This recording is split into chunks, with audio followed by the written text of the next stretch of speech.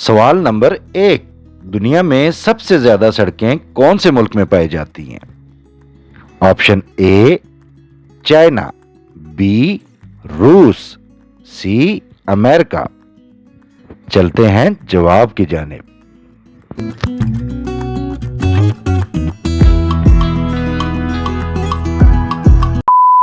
जवाब है option C America. अगला सवाल, वो कौन सा जानदार है जो 3 साल तक सो सकता है? ऑप्शन ए सांप, बी बिच्छू, सी स्नेल। चलते हैं जवाब की जानिब।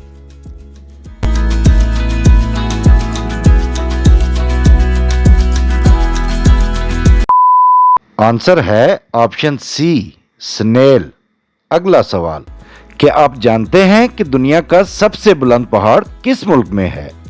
Option A Pakistan, B Nepal, C China. चलते हैं जवाब की जानिब।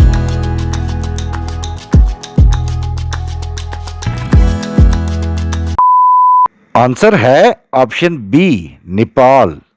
अगला सवाल, वो क्या चीज है जो इंसान को इसकी मंजिल तक पहुंचाती है लेकिन खुद वहीं की वहीं रहती है? चलते हैं जवाब की जानिब।